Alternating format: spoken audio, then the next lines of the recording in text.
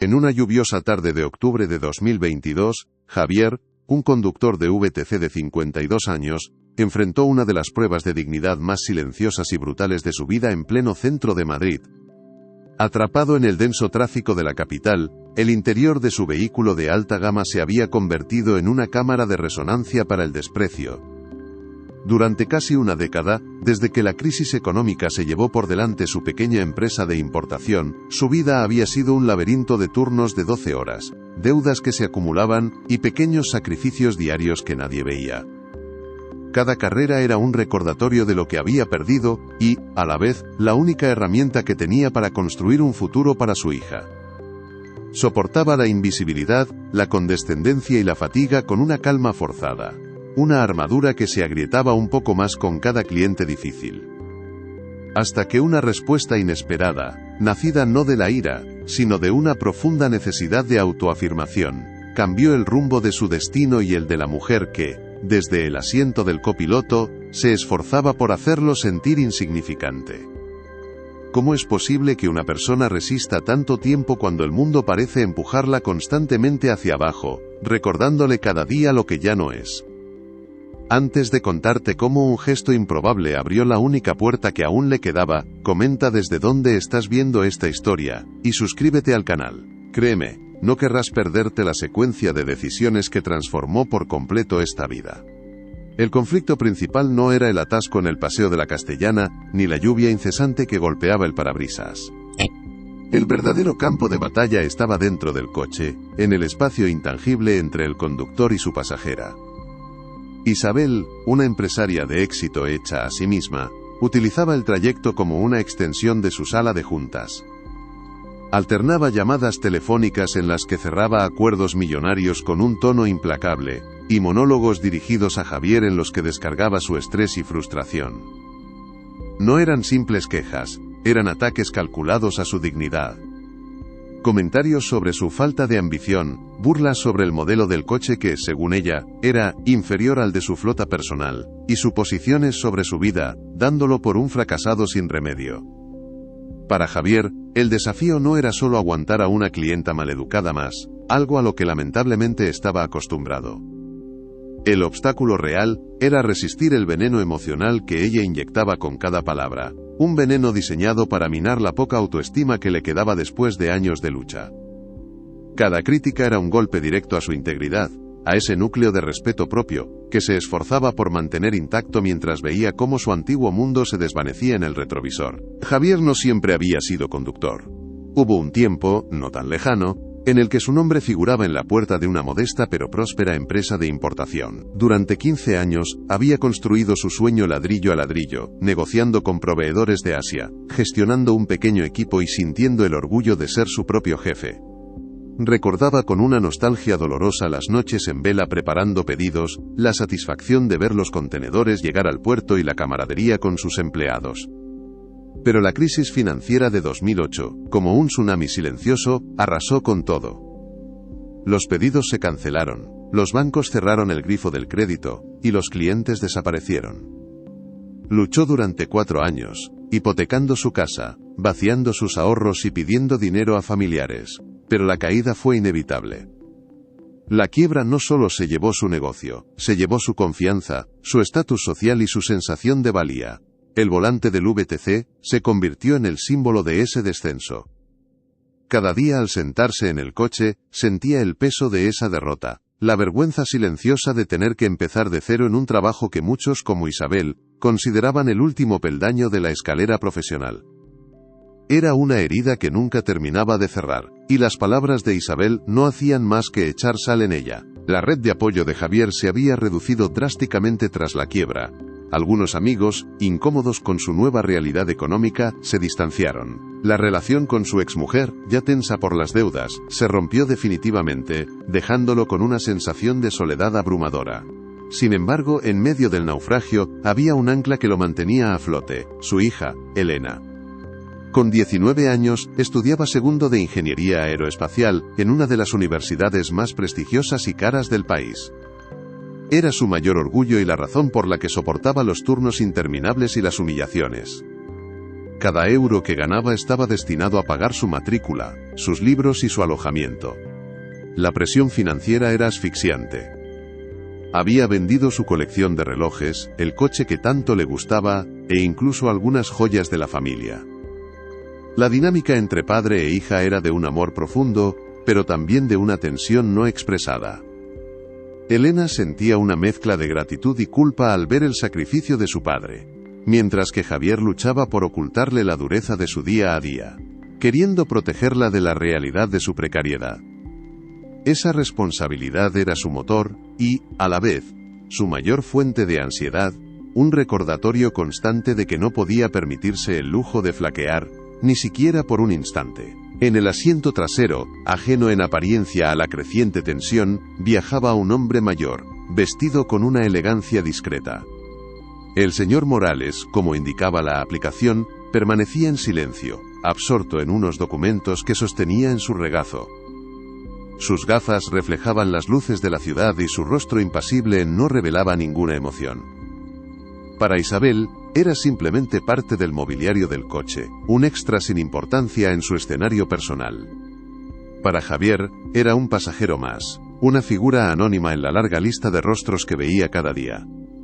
Sin embargo, su presencia silenciosa actuaba como un catalizador invisible. Cada vez que Isabel lanzaba una pulla, el silencio del asiento trasero parecía amplificarla, haciendo que la humillación resonara con más fuerza en el pequeño habitáculo. Javier se preguntaba si aquel hombre estaría juzgándolo también, si compartiría la visión de Isabel sobre su supuesta mediocridad. Esta duda añadía una capa más de presión a su ya maltrecha compostura. Se sentía expuesto, evaluado no solo por su agresiva clienta, sino también por este testigo mudo, cuya impasibilidad era casi más inquietante que el desprecio abierto de la mujer a su lado. El coche se había convertido en un tribunal improvisado sobre ruedas.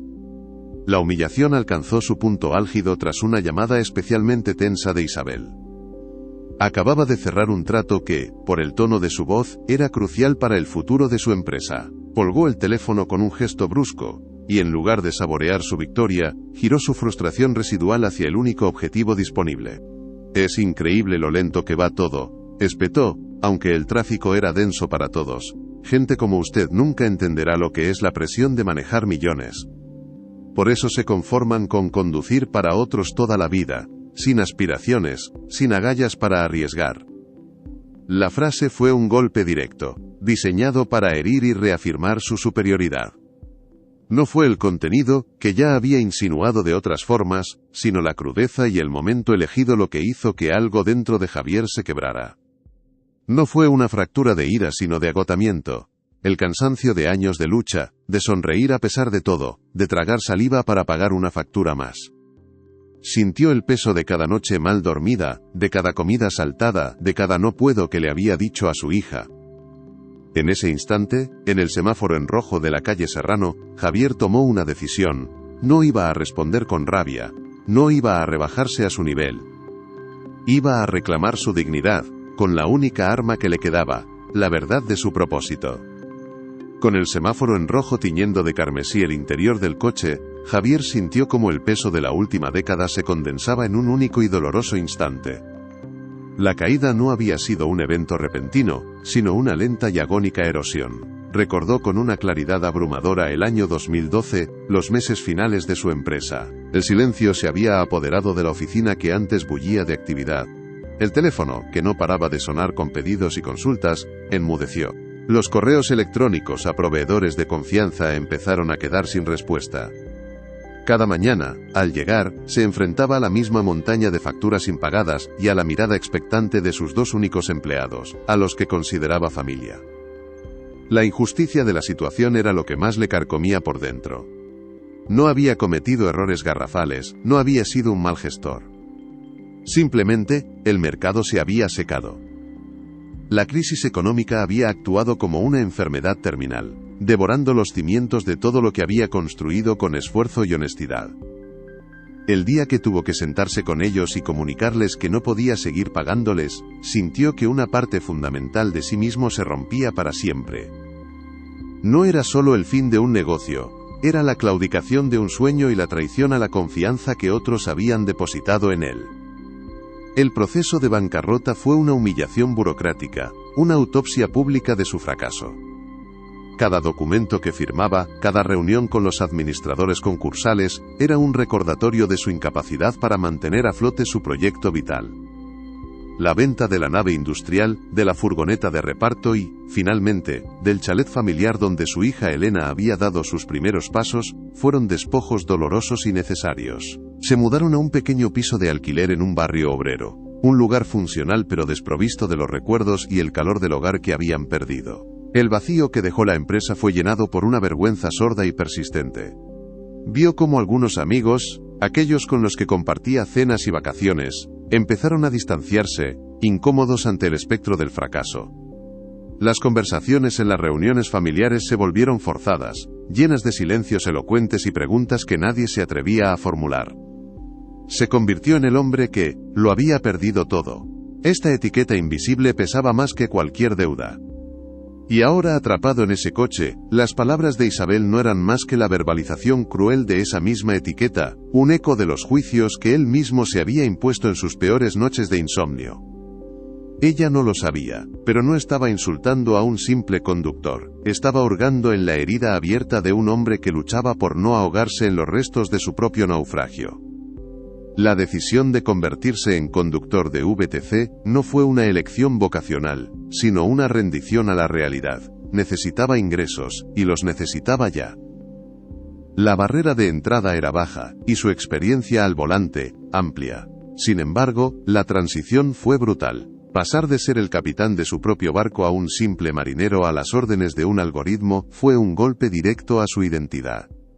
Las primeras semanas fueron un ejercicio de disociación. Se concentraba en la ruta, en la música suave de la radio, en cualquier cosa que le impidiera pensar en la ironía de su situación.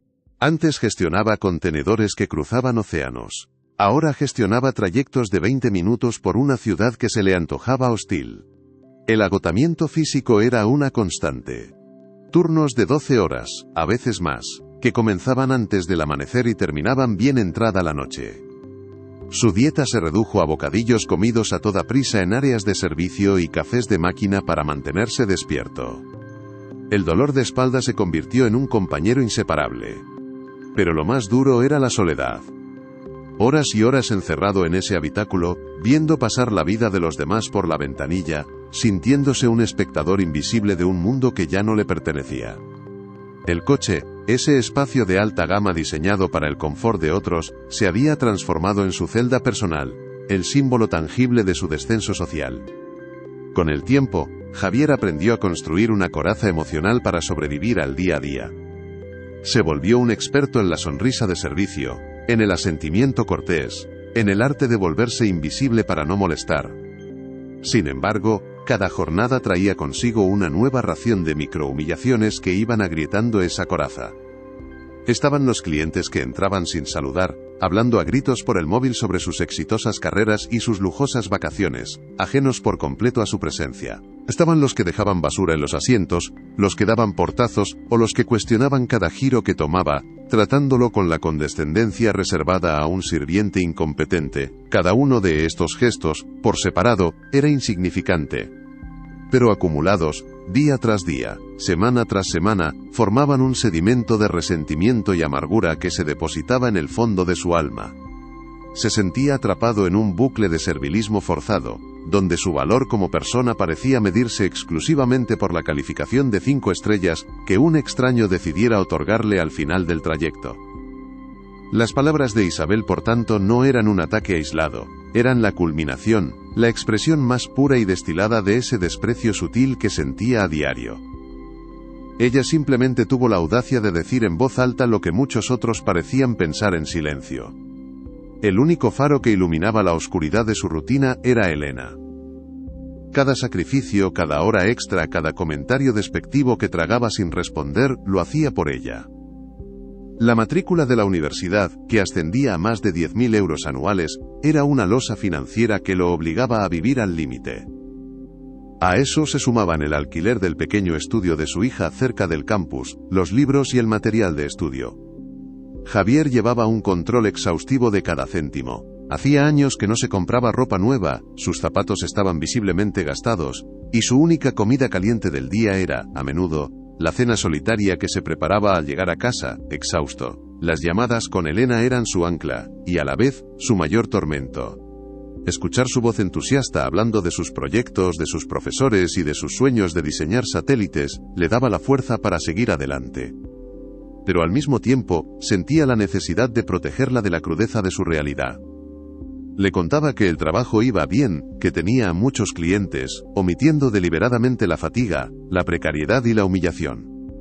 Esta mentira piadosa creaba una distancia dolorosa entre ellos. Él sabía que ella intuía la verdad y se sentía culpable, y esa culpa era algo que Javier no podía soportar. Su mayor miedo no era fracasar, pues eso ya lo había hecho. Su mayor miedo era que su hija viera en él al hombre derrotado que él mismo veía en el espejo cada mañana. De vuelta en el coche, el comentario de Isabel, «Gente como usted nunca entenderá lo que es la presión de manejar millones», resonó en la cabeza de Javier con la fuerza de una sentencia. No fue una ofensa más. Fue un ataque directo al núcleo de su propósito, a la única razón que daba sentido a su sacrificio. Ella no solo lo estaba llamando fracasado, estaba invalidando la legitimidad de su lucha. Estaba despreciando el valor inconmensurable de su esfuerzo como padre. En ese instante, todas las frustraciones acumuladas, la vergüenza de la quiebra, la soledad de las noches en vela, el dolor sordo de la espalda y la ansiedad constante por llegar a fin de mes, convergieron en un punto de claridad absoluta. Sintió que si permanecía en silencio una vez más, si asentía con esa sonrisa de servicio que tanto había practicado, estaría traicionándose a sí mismo, y de alguna manera, también a su hija. Estaría aceptando su veredicto, permitiendo que su visión distorsionada y arrogante del mundo definiera su realidad. La presión que él soportaba no se medía en euros, sino en el futuro de la persona que más quería. Y esa presión, se dio cuenta, era infinitamente más real y más pesada que cualquier cifra en una cuenta bancaria. Fue entonces cuando la coraza se rompió. Pero de ella no brotó la ira ni el resentimiento, sino una calma inesperada y poderosa. Javier comprendió que su silencio no era una muestra de autocontrol, sino de complicidad. Al callar, estaba permitiendo que la narrativa de Isabel se convirtiera en la única verdad dentro de ese coche. Su dignidad, la poca que sentía que le quedaba, no dependía de su cuenta bancaria, de su estatus social o de la opinión de una extraña. Dependía de su capacidad para honrar su propio esfuerzo, para defender el valor de su propósito. No necesitaba ganar una discusión. No necesitaba humillarla como ella lo había humillado a él. Solo necesitaba trazar una línea en la arena. Un límite. Necesitaba, por primera vez en mucho tiempo, escucharse a sí mismo decir en voz alta que su vida, con todas sus dificultades y renuncias, tenía un significado profundo. Tomó una respiración lenta y profunda, sintiendo cómo el aire llenaba sus pulmones y aquietaba el temblor de sus manos sobre el volante. Levantó la vista hacia el espejo retrovisor, no para comprobar el tráfico, sino para encontrar la mirada de Isabel. Y se preparó para hablar, no como un conductor de VTC, sino como el hombre que era, un padre que había encontrado en el sacrificio su forma más elevada de éxito. Con una calma que no había sentido en años, Javier giró ligeramente la cabeza, lo justo para que su mirada se encontrara con la de Isabel en el espejo retrovisor. Sus ojos, cansados pero firmes, no contenían ni una pizca de la ira que ella esperaba, quizás incluso deseaba provocar. En su lugar, había una serenidad profunda, la de un hombre que ha llegado a un punto sin retorno y lo acepta. Su voz, cuando finalmente habló, no fue más que un murmullo, pero cortó el aire tenso del habitáculo con la precisión de un bisturí. «Señora», comenzó, y la palabra, desprovista de cualquier servilismo, sonó extraña y poderosa. «La presión de asegurar que mi hija tenga las oportunidades que yo no tuve, vale más que cualquier millón». Hizo una pausa, dejando que la frase se asentara en el silencio opresivo del coche. El sonido de los limpiaparabrisas barriendo la lluvia del cristal pareció volverse ensordecedor. Luego, con una convicción que venía de lo más hondo de su ser, concluyó: «Mi volante me da esa dignidad». No había desafío en su tono, ni resentimiento. Era una simple declaración de hechos, una verdad tan innegable y fundamental para él, como la ley de la gravedad. Era la primera vez en una década que verbalizaba el propósito de su sacrificio, y al hacerlo, sentía como si una armadura invisible se forjara a su alrededor, una que ninguna humillación podría volver a penetrar. Por primera vez en lo que parecía una eternidad, Isabel se quedó sin palabras. Su mente, acostumbrada a procesar información a una velocidad vertiginosa, a encontrar la debilidad en el argumento de su oponente y a lanzar el contraataque verbal perfecto, se detuvo en seco. La respuesta de Javier no encajaba en ninguna de las categorías que ella manejaba. No era una disculpa sumisa, ni una réplica airada que le hubiera permitido escalonar el conflicto y reafirmar su dominio. Era algo completamente diferente, una afirmación de valor basada en principios que ella había olvidado, o peor aún que había decidido considerar irrelevantes en su escalada hacia el éxito. Se sintió expuesta, como si aquel hombre, al que había estado tratando como un objeto inanimado, le hubiera puesto un espejo delante, y la imagen que éste devolvía no era la de una empresaria triunfadora, sino la de una persona vacía y cruel. Un rubor de vergüenza, fugaz pero intenso, le subió por el cuello, una sensación que no experimentaba desde su infancia. Lo reprimió de inmediato, endureciendo la mandíbula y desviando la mirada hacia las gotas de lluvia que corrían por la ventanilla. Pero el golpe ya estaba dado. La armadura de arrogancia que la protegía se había agrietado, y por esa fisura se colaba una incómoda y punzante duda sobre sí misma y sobre el verdadero precio de sus millones. En el asiento trasero, el señor Morales bajó lentamente los documentos que había estado examinando. El sutil crujido del papel fue el único sonido que rompió el silencio durante varios segundos. Se ajustó las gafas en el puente de la nariz, un gesto deliberado y medido. Sus ojos, que hasta ese momento habían permanecido fijos en las cifras y cláusulas de un contrato, se posaron en la nuca de Javier. Su expresión, antes impasible y neutral, había cambiado. Ahora había un atisbo de algo nuevo, una mezcla de sorpresa y profundo interés. Como inversor veterano, su carrera se había basado en leer personas tanto como en leer balances. Había aprendido que el verdadero potencial de un negocio no residía únicamente en sus proyecciones financieras, sino en el carácter de la gente que lo lideraba. Durante todo el trayecto, había estado evaluando a Isabel a través de sus llamadas, de su tono, de su manera de tratar a los demás cuando creía que nadie importante la observaba. Y lo que había visto no le gustaba. La agresión, la falta de empatía, la arrogancia, eran señales de una debilidad fundamental, de una inseguridad enmascarada de poder. Y ahora, este conductor, este hombre anónimo que Isabel había intentado reducir a la nada, acababa de demostrar una entereza y una claridad de propósito que él raramente encontraba en los directores ejecutivos con los que se reunía. El contraste entre los dos era tan evidente como revelador. El ambiente dentro del coche se había transformado por completo.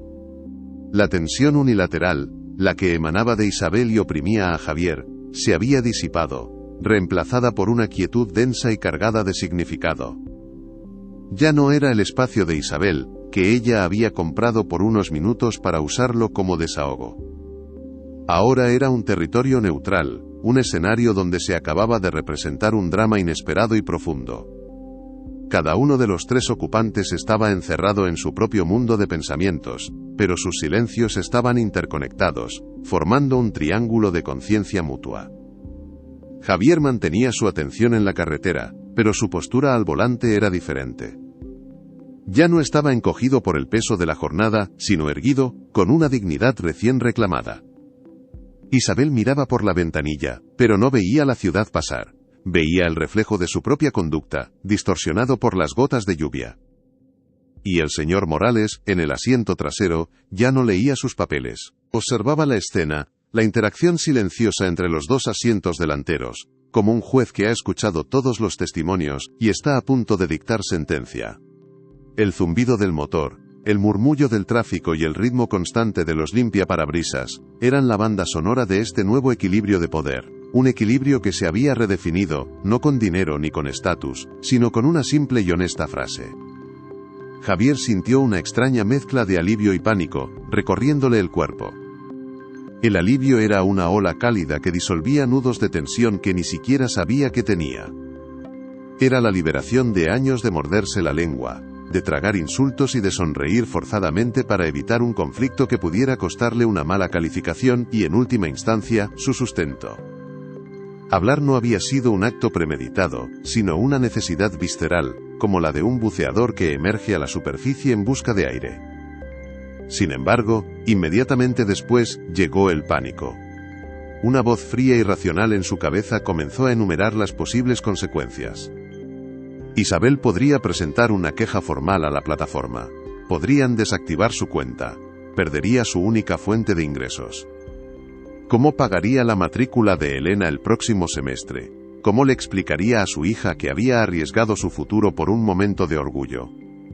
Por un instante, el miedo amenazó con ahogar la sensación de victoria moral. Pero entonces, recordó la expresión en el rostro de Isabel en el retrovisor, esa fugaz mirada de desconcierto. Y se dio cuenta de que, pasara lo que pasara, había hecho lo correcto. Había defendido lo único que le quedaba, lo único que la quiebra no le había podido arrebatar, el valor de su sacrificio como padre. Esa certeza era un ancla en medio de la tormenta de ansiedad, un pequeño punto de luz que le decía que, por primera vez en mucho tiempo, había actuado, no como la víctima de sus circunstancias, sino como el dueño de su propia dignidad. Los últimos kilómetros del trayecto transcurrieron en un silencio absoluto, tan denso que parecía tener peso físico. Javier condujo con una precisión mecánica, cada giro, cada cambio de carril, ejecutado con una profesionalidad impecable, que contrastaba violentamente con la tormenta emocional que se había desatado en el interior del vehículo. No volvió a mirar a Isabel por el retrovisor, no necesitaba hacerlo. Podía sentir su incomodidad, su agitación contenida en la forma en que cruzaba y descruzaba las piernas, en el leve tamborileo de sus dedos sobre el bolso de diseño que reposaba en su regazo. La llegada al imponente edificio de cristal y acero que era su destino se sintió como el final de un acto en una obra de teatro. Javier detuvo el coche suavemente junto a la acera, frente a la entrada principal. El motor se apagó, y el silencio se hizo aún más profundo, solo roto por el suave tic-tac del intermitente de emergencia que había activado. Por un momento, nadie se movió. Era como si los tres estuvieran suspendidos en el tiempo, procesando la irrevocabilidad de lo que acababa de ocurrir. El viaje había terminado, pero la jornada de cada uno de ellos acababa de tomar un rumbo completamente inesperado. Para Javier, era la reafirmación de su propósito. Para Isabel, el inminente enfrentamiento con las consecuencias de su soberbia. Y para el señor Morales, la confirmación de una decisión que ya había tomado. Cuando Javier se bajó para abrir la puerta a sus pasajeros, como dictaba el protocolo de la compañía para servicios premium, lo hizo con una nueva autoridad. No era la deferencia de un empleado, sino el gesto cortés de un igual. Isabel salió del coche a toda prisa, sin mirarle a la cara, murmurando un «gracias» casi inaudible, ansiosa por escapar de la atmósfera asfixiante, y llegar a la reunión que, según creía, definiría su futuro. Justo cuando se disponía a cerrar la puerta, el señor Morales también descendió del vehículo. Se detuvo un instante, ignorando por completo a Isabel, y se dirigió directamente a Javier. Le extendió la mano, un gesto que rompía por completo la barrera invisible entre cliente y conductor. Javier dijo, pronunciando su nombre con un respeto que Javier no había escuchado en años. ¿Tendría un momento al final de su jornada? Me gustaría hablar con usted. No era una pregunta, sino una invitación cargada de posibilidades. Le entregó una tarjeta de visita personal, no la de su conglomerado de inversiones, sino una más sencilla, con su nombre y un número de teléfono privado. Llámeme, añadió con una mirada que transmitía mucho más de lo que sus palabras decían. Aquel pequeño cartón rectangular en la mano de Javier se sentía más pesado y valioso que todo el dinero que había ganado esa semana. Era una llave. Una oportunidad. El primer y más inesperado indicio de que su vida, quizás, estaba a punto de cambiar de carril. Isabel se desvaneció en el vestíbulo del edificio como un fantasma, dejando tras de sí un vacío cargado de justicia poética. Javier, sin embargo, no sintió el regocijo de la venganza. El triunfo no era ruidoso ni exultante, era un eco silencioso y profundo en su interior, la tranquila reafirmación de que su brújula moral seguía intacta. Se quedó de pie junto a su coche durante un largo minuto, con la tarjeta del señor Morales entre los dedos. El cartón era grueso, de una calidad exquisita, y el relieve de las letras bajo su pulgar se sentía como un ancla a una realidad que había creído perdida para siempre. Miró su reflejo en el cristal oscuro de la ventanilla. El rostro de un hombre de 52 años, marcado por el cansancio y las preocupaciones, pero con una luz en los ojos que no había visto en mucho tiempo. Esa tarjeta no era una simple oferta. Era la validación externa de una batalla interna que llevaba librando en solitario durante una década. Era la prueba tangible de que, a pesar de haberlo perdido casi todo, había conservado lo más esencial. Terminó su turno conduciendo en un estado de trance, cada calle y cada semáforo pasando como un sueño. Esa noche, en la soledad de su pequeño apartamento, colocó la tarjeta sobre la mesa de la cocina, junto a una foto de su hija. Se quedó mirándola durante horas, sopesando el peso de la esperanza contra el miedo paralizante a una nueva decepción. La decisión de llamar no fue fácil. Durante 2 días enteros, la tarjeta del señor Morales permaneció sobre la mesa, un faro de potencial que, paradójicamente, lo llenaba de pavor. La voz del fracaso, esa compañera constante durante la última década, le susurraba al oído con una lógica cruel y persuasiva. ¿Qué podía ofrecerle él a un hombre como Morales? Era un conductor de VTC, un superviviente de la clase media aniquilada por la crisis. Sus conocimientos sobre logística internacional estaban oxidados, sus contactos, desvanecidos, su confianza, hecha jirones. Temía que la llamada fuera una especie de prueba final, una formalidad para confirmar que su acto de entereza en el coche había sido solo un destello aislado de un hombre acabado.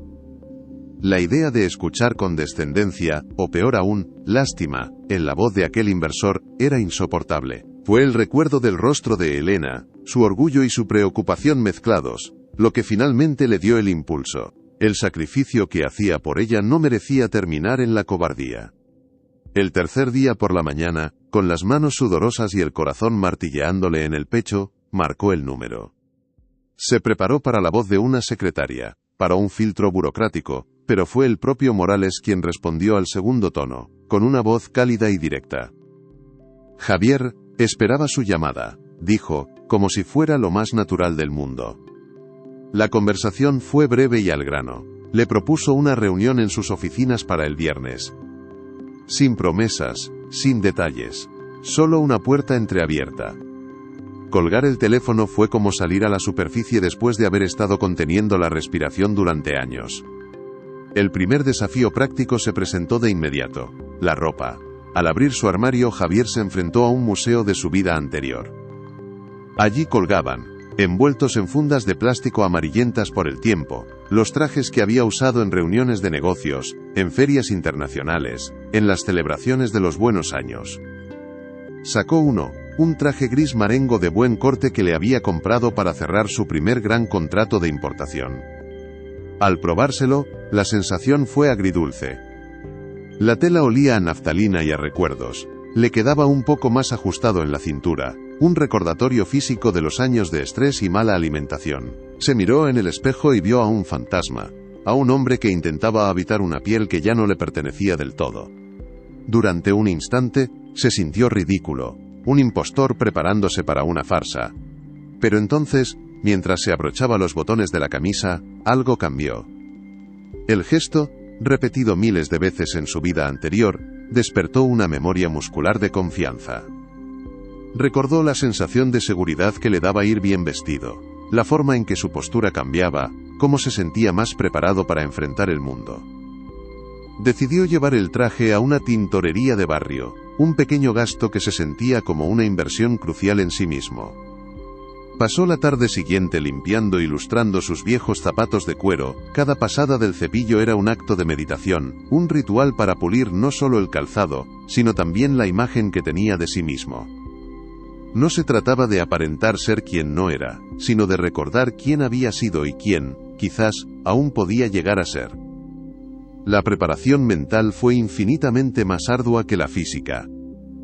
Javier pasó las siguientes noches sumergido en la luz azul de la pantalla de su viejo ordenador portátil, investigando a fondo al señor Morales y su principal vehículo de inversión, Capital Estratégico Global.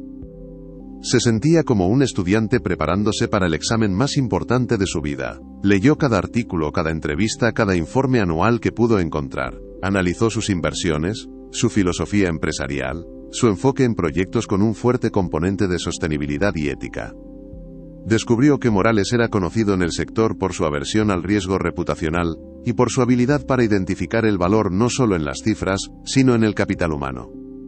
Esta información fue un bálsamo para su ansiedad. Comprendió que la reunión probablemente no sería un interrogatorio sobre su pasado financiero, sino una conversación sobre valores y visión. Empezó a preparar un resumen de su propia trayectoria, pero lo abordó de una manera nueva. En lugar de centrarse en la narrativa del fracaso, se enfocó en los aprendizajes. Detalló cómo había construido su empresa desde cero, las relaciones de confianza que forjó con proveedores en 3 continentes, su habilidad para solucionar crisis logísticas complejas. Y, por primera vez, fue capaz de analizar la quiebra no como una sentencia de su incompetencia, sino como el resultado de una tormenta económica perfecta que había arrasado con miles de negocios como el suyo. Estaba reescribiendo su propia historia, no para engañar a nadie, sino para convencerse a sí mismo de que su experiencia, incluso la más dolorosa, tenía un valor incalculable. La noche antes de la reunión decidió llamar a Elena. Necesitaba escuchar su voz, anclarse en el propósito que lo había llevado hasta allí. Intentó sonar tranquilo, pero su hija, que conocía cada matiz de su tono, supo al instante que algo importante estaba ocurriendo. Javier le contó toda la historia. Desde los comentarios hirientes de Isabel, hasta la inesperada intervención del señor Morales y la inminente reunión. No omitió la humillación, pero tampoco el momento en que decidió defender su dignidad. Al otro lado de la línea, hubo un silencio que a Javier se le antojó eterno. Cuando Elena finalmente habló, su voz estaba quebrada por la emoción. «Papá, estoy tan orgullosa de ti», dijo, y esas 6 palabras tuvieron el efecto de un dique que se rompe. Le confesó la culpa que sentía al saber el esfuerzo sobrehumano que él hacía por ella, la impotencia de ver cómo su padre, un hombre brillante y capaz, se consumía en un trabajo que no lo merecía. Le dijo que su acto en el coche no había sido solo por él, sino también por ella, liberándola de una carga que llevaba en silencio. Esa conversación fue la catarsis que Javier necesitaba. La validación de su hija era más poderosa que cualquier oferta de trabajo. De repente, la reunión del día siguiente dejó de ser una prueba para conseguir un empleo. Se convirtió en una oportunidad para honrar el sacrificio de ambos, para demostrarle a Elena, y a sí mismo, que la resiliencia y la integridad, al final, siempre encuentran su recompensa. A pesar de la inyección de confianza que supuso la llamada con su hija, la mañana de la reunión, el síndrome del impostor lo golpeó con la fuerza de un huracán. Mientras se anudaba la corbata frente al espejo, la imagen que le devolvía el cristal parecía una caricatura. Veía a un conductor de VTC disfrazado de empresario. La realidad de los últimos 10 años se sentía mucho más tangible que los recuerdos de su éxito anterior. ¿Quién era él para sentarse frente a un titán de las finanzas? ¿Qué podía ofrecerle más allá de una anécdota sobre un viaje tenso? Las dudas se agolpaban en su mente, amenazando con paralizarlo. Por un momento, consideró seriamente llamar y cancelar, inventar una excusa, volver a la seguridad anónima de su coche, donde las reglas eran simples y las expectativas, nulas. Se sentó en el borde de la cama, sintiendo el peso de la oportunidad como una losa. Fue entonces cuando su mirada se posó en la foto de Elena sobre la mesilla de noche. No era una foto reciente, sino una de cuando tenía 10 años, sonriendo con la boca desdentada, llena de una confianza ilimitada en su padre. Y en ese instante tuvo una epifanía. El señor Morales no lo había llamado por su antiguo currículum, no estaba interesado en el empresario que fue. Lo había llamado por el hombre que era ahora, por el padre que había demostrado una fortaleza inquebrantable bajo presión. Por la persona que, en el momento más bajo, había elegido la dignidad por encima de la sumisión. Se dio cuenta de que su mayor activo no era su experiencia en logística, sino su carácter, forjado en el crisol de la adversidad.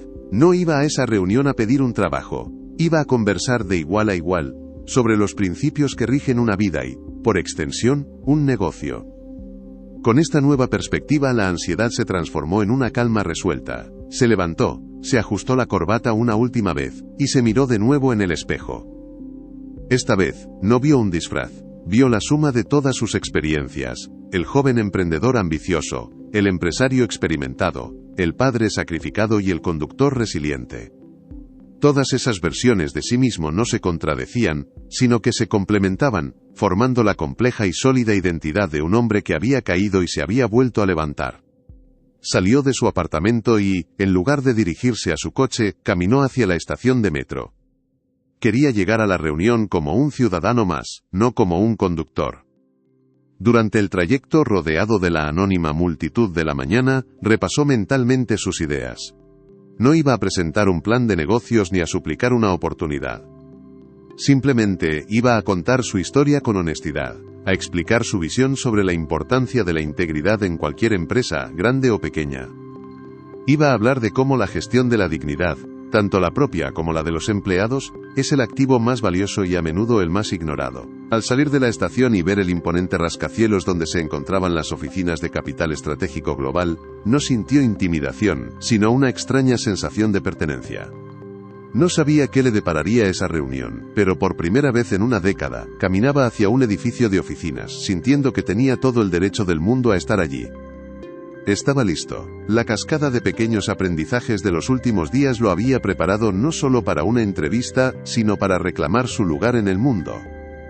Las oficinas de Capital Estratégico Global ocupaban las últimas 10 plantas de un rascacielos que arañaba el cielo plomizo de Madrid, una torre de cristal y acero que era, en sí misma, una declaración de poder.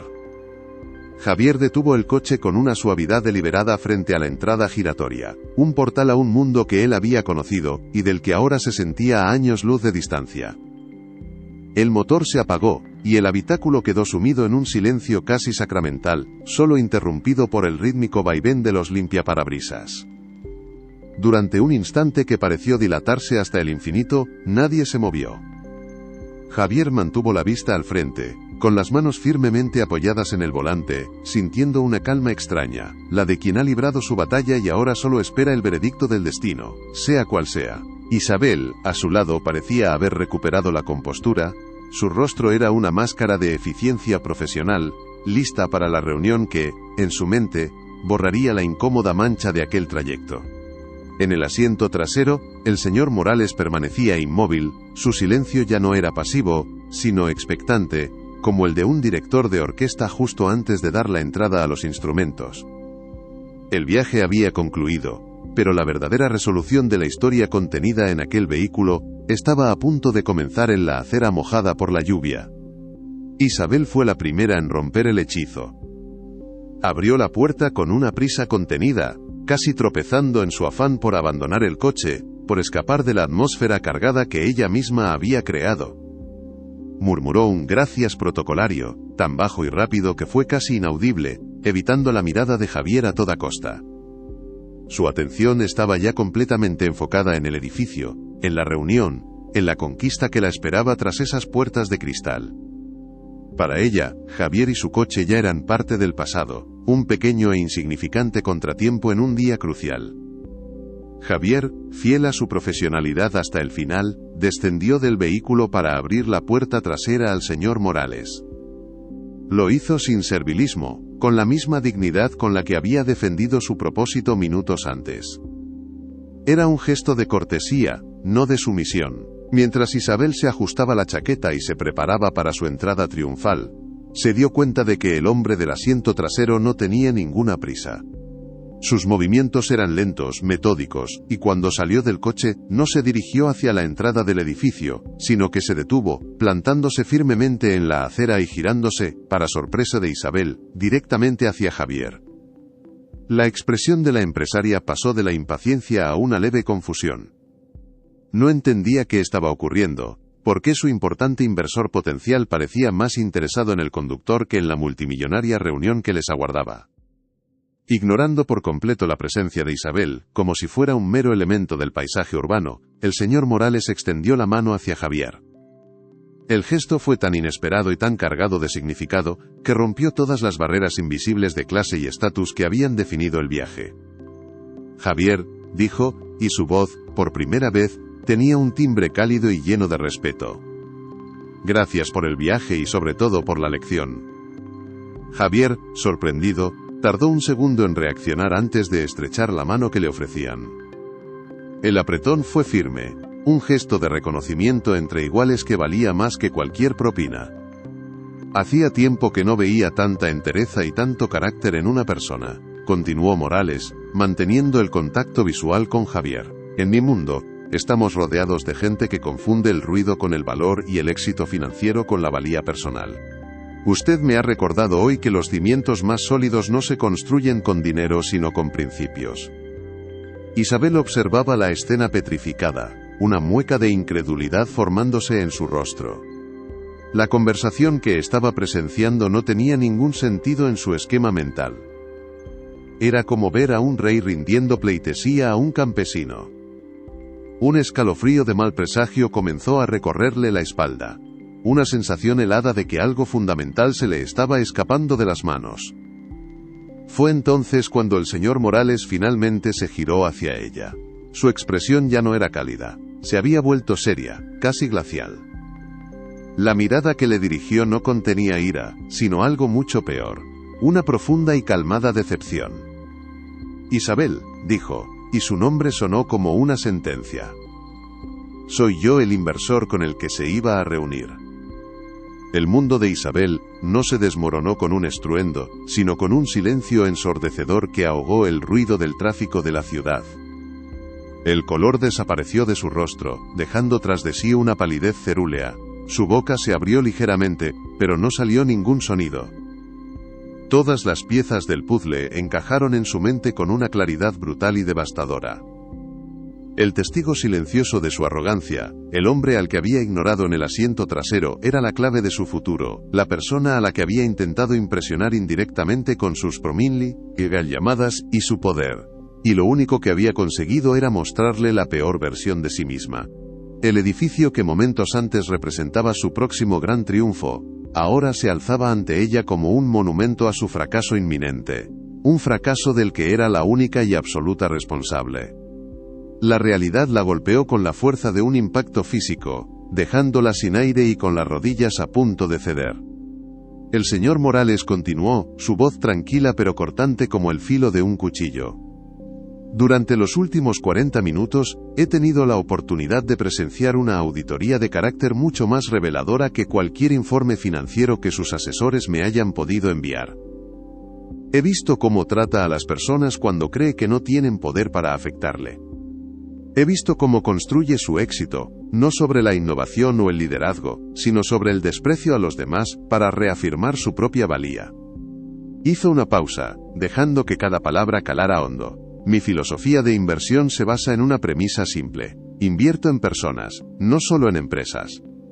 Y no puedo bajo ninguna circunstancia asociar mi capital ni mi reputación a alguien que carece de la integridad más fundamental, la de tratar a cada ser humano con un mínimo de dignidad.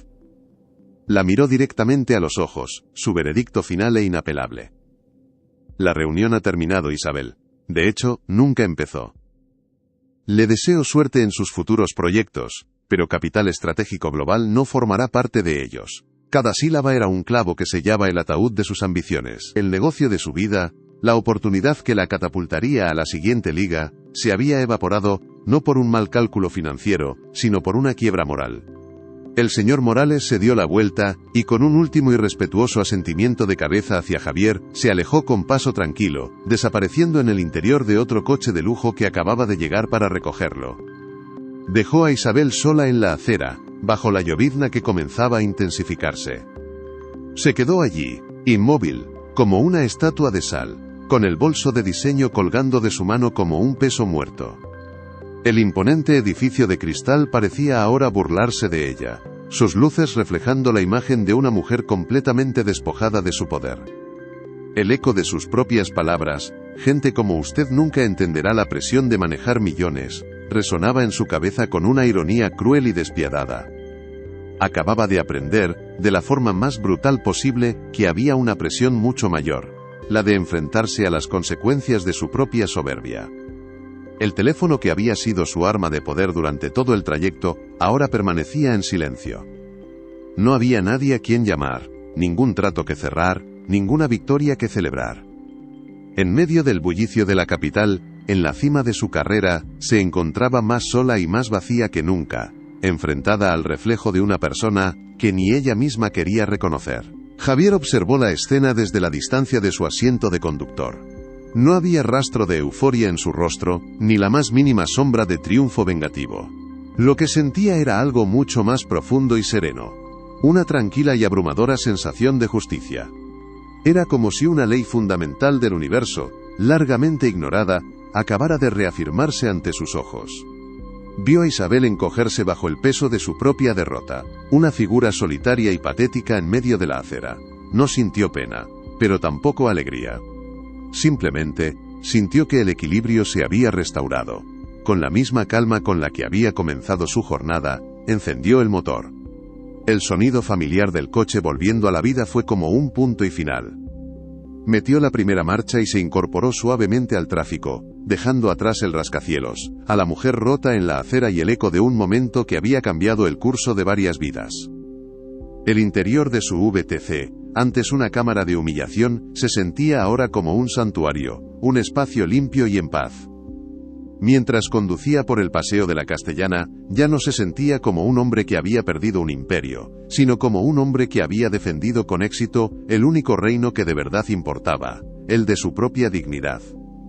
El trayecto de vuelta a casa fue diferente a cualquier otro que Javier hubiera hecho en los últimos 10 años. Las calles de Madrid, que normalmente eran un laberinto de estrés y obligaciones, se desplegaron ante él como un paisaje nuevo, bañado por la luz tenue de las farolas que se reflejaban en el asfalto mojado. No sentía la euforia de una victoria aplastante, sino una paz profunda y expansiva, como si una tormenta que llevaba años rugiendo en su interior por fin se hubiera calmado. El peso de la vergüenza, de la invisibilidad, de la lucha diaria por mantener la cabeza fuera del agua, se había disipado. No era que sus problemas económicos hubieran desaparecido por arte de magia, pero ya no lo definían. Por primera vez en una década, no se sentía como el empresario fracasado que conducía un VTC, sino simplemente como Javier, un hombre que había defendido sus principios, y al hacerlo, había recuperado la posesión de su propia vida. Al aparcar el coche en su barrio, el gesto de apagar el motor tuvo un aire de finalidad. Subió las escaleras de su modesto edificio sin el habitual arrastrar de pies del agotamiento. Al entrar en su pequeño apartamento, lo primero que hizo fue mirar la foto de Elena en la estantería. Le sonrió, una sonrisa genuina y sin rastro de la amargura que a menudo teñía sus momentos de soledad. Esa noche, por primera vez en mucho tiempo, durmió profundamente, sin el sobresalto de las deudas o la ansiedad por el turno del día siguiente. Había ganado una batalla que no se libraba en los balances de cuentas ni en las salas de juntas, sino en el territorio sagrado del alma. La primera consecuencia tangible de esa victoria interior fue la transformación de su relación con Elena. Al día siguiente, la llamó por la tarde en un descanso entre clases. Normalmente estas conversaciones seguían un guión preestablecido. Él preguntaba por sus estudios, ella por su trabajo, y ambos evitaban cuidadosamente profundizar para no preocupar al otro. Pero esta vez fue diferente. Javier le contó con detalle no solo el enfrentamiento inicial, sino también el demoledor desenlace en la acera. No ocultó la humillación que había sentido, ni tampoco la calma y la certeza que lo invadieron al final. Por primera vez, le estaba mostrando a su hija no solo al padre proveedor, sino al hombre vulnerable y fuerte que había detrás. Al otro lado de la línea, Elena escuchó en silencio, y cuando Javier terminó, el sonido de su llanto contenido lo golpeó con una mezcla de dolor y alivio. «Papá», dijo con la voz entrecortada, «nunca he estado más orgullosa de ti. No por lo que le pasó a esa mujer, sino por ti. Por no dejar que nadie te quitara lo que vales». En esa conversación, el muro invisible que la mentira piadosa de Javier había construido entre ellos se derrumbó. Elena pudo finalmente expresar la inmensa gratitud y la profunda admiración que sentía, liberándose de la culpa de ser la causa de su sacrificio. Y Javier, al recibir esa validación incondicional, sintió que su acto de dignidad había tenido el eco más importante de todos, el respeto de su hija. Su vínculo, ya fuerte, se había cimentado en una nueva capa de honestidad y admiración mutua. Sin embargo, la realidad cotidiana no tardó en reafirmar su dominio. La sensación de paz no pagaba las facturas. A la mañana siguiente, Javier volvió a ponerse el uniforme, encendió la aplicación y comenzó otro turno de 12 horas. Las semanas que siguieron fueron una prueba de fuego para su nueva fortaleza interior. Continuó transportando a ejecutivos apresurados, a turistas maravillados y a jóvenes que volvían de fiesta. Se encontró con la misma mezcla de amabilidad, indiferencia y, en ocasiones, la misma condescendencia que había soportado durante años. La diferencia crucial era que ahora, esas microagresiones, ya no encontraban un lugar donde anidar. Rebotaban en la superficie de su recién forjada autoestima.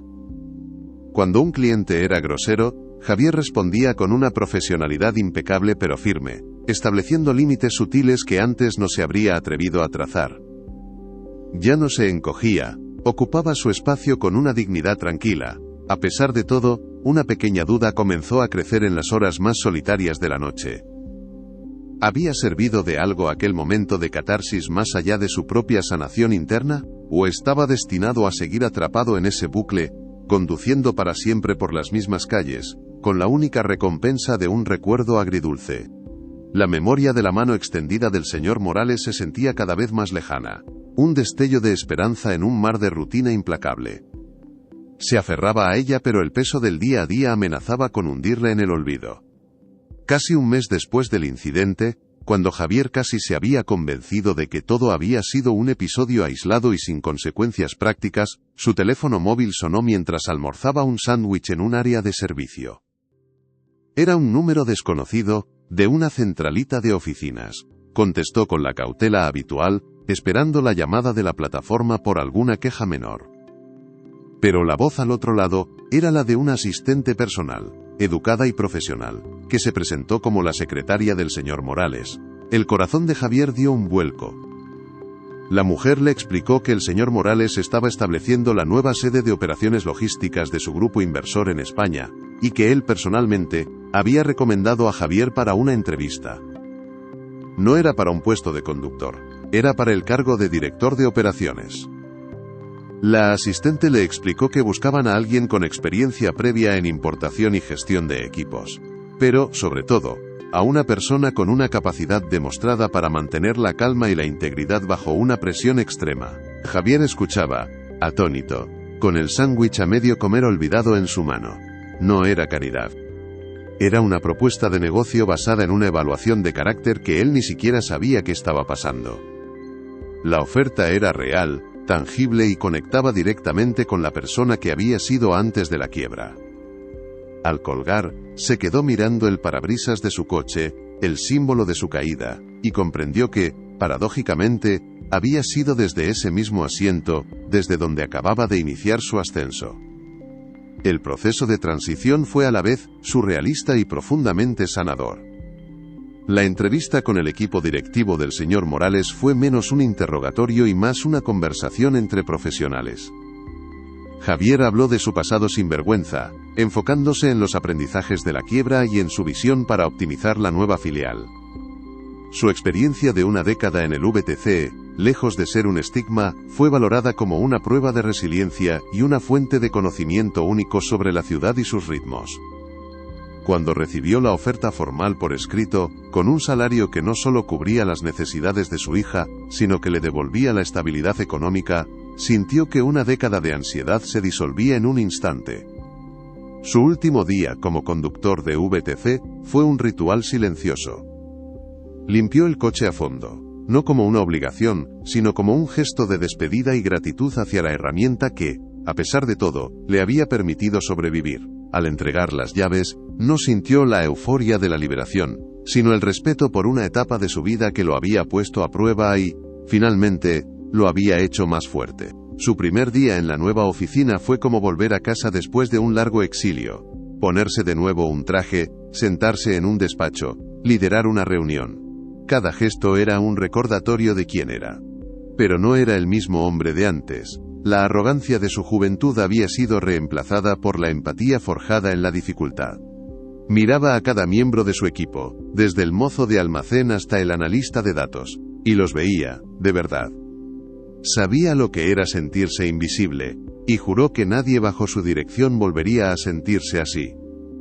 La vida de Javier encontró un nuevo equilibrio, uno más sólido y consciente que el que había conocido antes. Su trabajo ya no era una fuente de estrés, sino de propósito. Se deleitaba en los desafíos logísticos, en la creación de equipos eficientes y, sobre todo, en fomentar un ambiente de respeto mutuo. Se convirtió en el tipo de jefe que él mismo habría deseado tener en sus peores momentos. La relación con Elena floreció en esta nueva atmósfera de seguridad y orgullo compartido. Sus conversaciones se llenaron de planes de futuro, no solo para ella, sino también para él. A veces, mientras conducía su propio coche de vuelta a casa, un sedán cómodo pero sin pretensiones, se cruzaba con un VTC, y sentía una punzada de solidaridad. Nunca olvidó de dónde venía. La historia de Isabel llegó a sus oídos a través de los rumores del sector.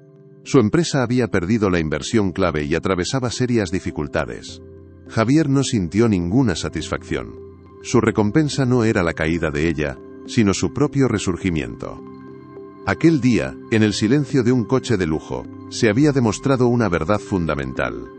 Que la verdadera riqueza no reside en una cuenta bancaria, sino en la dignidad con la que uno se enfrenta al mundo, y que el juicio más caro, el que puede costar un imperio, es el que se emite sin conocer el valor de la persona que tienes delante.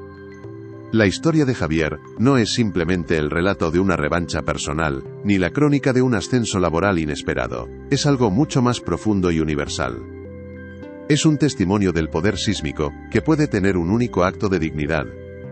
En un mundo que a menudo nos empuja a medir nuestro valor en función de nuestro estatus profesional, de nuestros ingresos o de nuestras posesiones materiales, la respuesta de Javier en aquel coche fue una revolución silenciosa.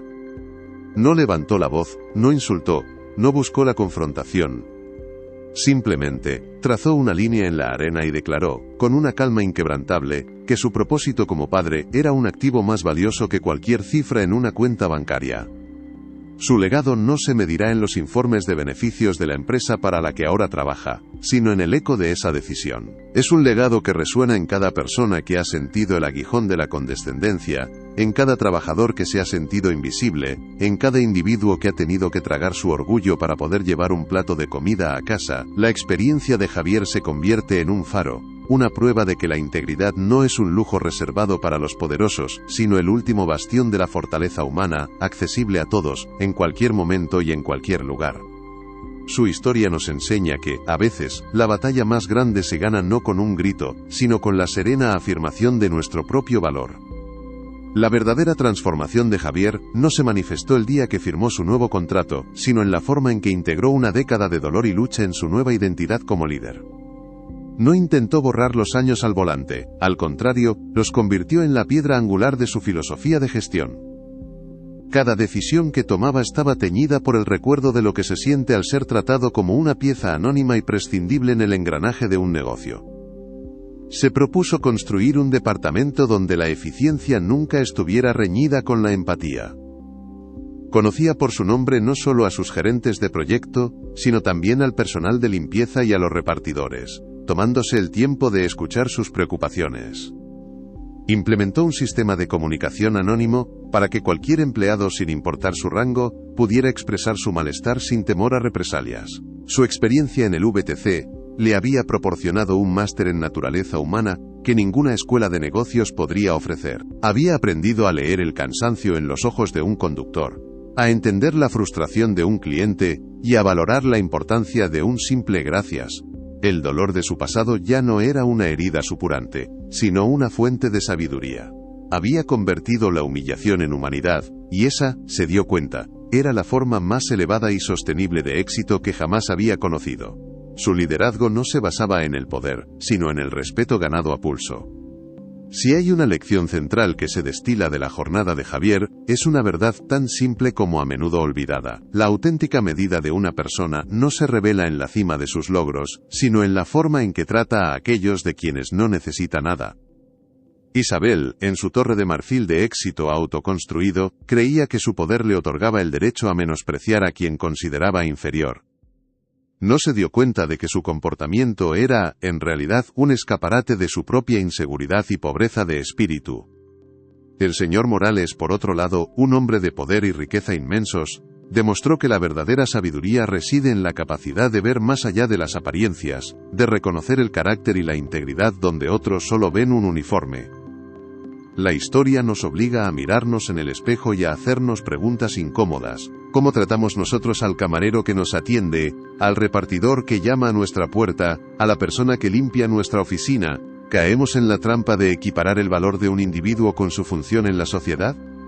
El viaje de Javier es un recordatorio contundente de que cada interacción, por fugaz que sea, es una oportunidad para afirmar nuestra propia humanidad o para revelarnos como moralmente insolventes. Al final, el juicio más importante no es el que los demás emiten sobre nosotros, sino el que nuestra conciencia emite sobre nuestros propios actos. El desenlace de esta historia no es un cuento de hadas donde el protagonista se vuelve millonario y vive en un palacio. Es algo mucho más real y por tanto más poderoso. Es un final justo. El nuevo éxito de Javier no se define por un coche de lujo o una casa más grande, sino por la reconquista de una paz que creía perdida para siempre. Su mayor riqueza ahora es poder cenar con su hija Elena sin que la sombra de la próxima factura se cierna sobre la mesa. Es la libertad de poder hablar con ella de sus sueños y de los suyos propios, sabiendo que tiene la estabilidad para apoyarlos. Es la satisfacción de ir a trabajar cada día, a un lugar donde su contribución es valorada, y donde él, a su vez, valora la de los demás. A veces, en la tranquilidad de su apartamento, que sigue siendo modesto pero ahora se siente como un verdadero hogar, recuerda la tensión asfixiante de aquel coche bajo la lluvia. No lo hace con rencor, sino con una extraña gratitud. Aquella prueba de fuego lo despojó de todo lo superfluo, y le obligó a aferrarse a lo único esencial: su integridad. Su nueva vida no es la restauración de lo que perdió, sino la construcción de algo nuevo y más fuerte, cimentado no sobre la ambición, sino sobre los valores que sobrevivieron al naufragio. Ha descubierto que el verdadero éxito no es la ausencia de problemas, sino la serenidad de saber que se tiene la fortaleza interior para enfrentarlos. La historia de Javier comenzó en una lluviosa tarde de octubre, en el espacio confinado de un vehículo, pero su mensaje trasciende cualquier límite. Nos recuerda que las batallas más definitorias de nuestra vida a menudo se libran en silencio, lejos de los aplausos y los reconocimientos públicos. Son las decisiones que tomamos cuando nadie parece estar mirando las que verdaderamente forjan nuestro carácter. Aquel día, Javier eligió no ser una víctima de las circunstancias, sino el autor de su propia dignidad. Y ese acto de autoafirmación silenciosa cambió no solo su destino, sino que nos dejó una lección imperecedera sobre el poder del respeto. Nos enseñó que, aunque no siempre podamos controlar lo que nos sucede, siempre podemos controlar cómo respondemos. Su viaje es un testimonio de que la resiliencia no es solo aguantar, sino mantenerse fiel a uno mismo en medio